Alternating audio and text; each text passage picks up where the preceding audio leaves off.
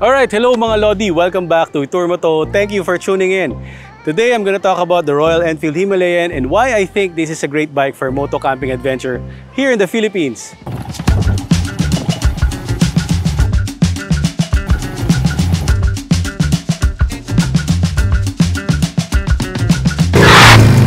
Before we get there, if you're new to this channel, you might want to subscribe and also check out the last two videos I uploaded wherein I talked about a review of this bike and also some of the most common issues and fixes for those who owns this motorcycle.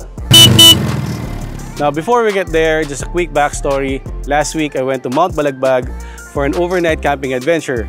I had a very good experience, amazing. At the top I was greeted with the sunset and you get a 360 view of Metro Manila and Bulacan. At night you get to see the city lights yeah, it was just nice and quiet, peaceful, and I was able to reconnect to nature. And if you're planning to go there, don't forget to bring a blanket because it can get really cold at night. So there are multiple ways to get to Mount Balagbag. You can actually use the drop-off point at Licao, or you can actually take the Montalban trails in Puray, and there's a load that leads you to Mount Balagbag. So yeah, that's it. Here we go, 5 reasons why I think this bike is a great bike for moto camping adventures. Number 1,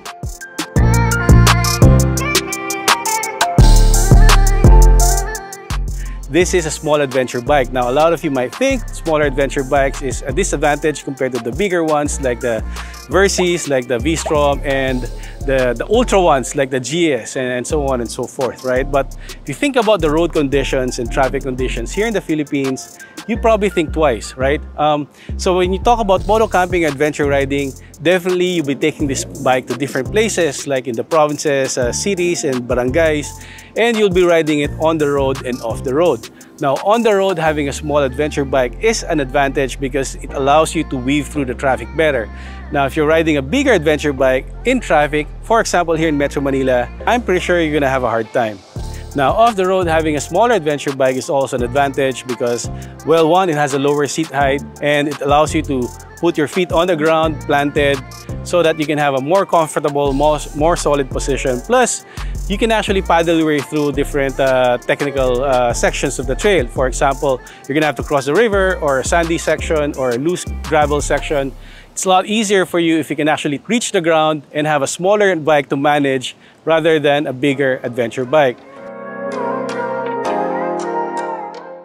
And number 2, this bike has a 400cc engine that allows you to use the expressway, which means faster, quicker travel time to and from your moto camping destinations. Now, the 24 horsepower of this bike allows you to travel 100 kilometers per hour comfortably, which is actually speed limit of any highways here in the Philippines. So it has a 32 Newton meters of torque, which is good enough to pull you through any trail conditions. Last week, in my experience, I was able to ride through slippery mud section, loose gravel, and loose rock section, and it just crawled its way up to the summit without any issues at all.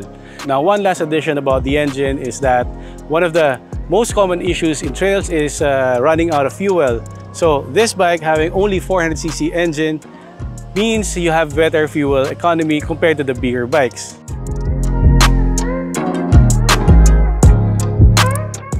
And number 3, this bike has a very simple engine. So it doesn't have the bells and whistles and electronics that the more advanced bike has, which only Casa can fix.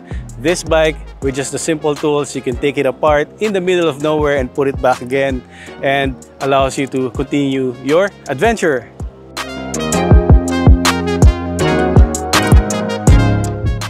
Number 4, rack system. You can actually load this bike pretty good.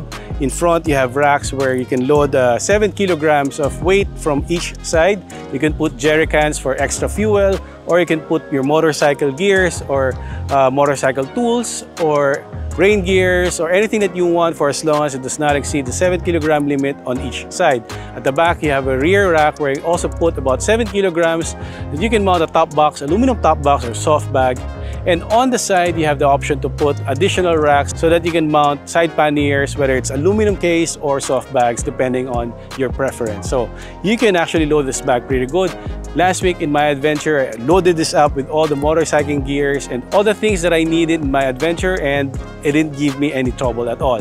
This bag can actually hold weight. Which brings me to the last item, number 5.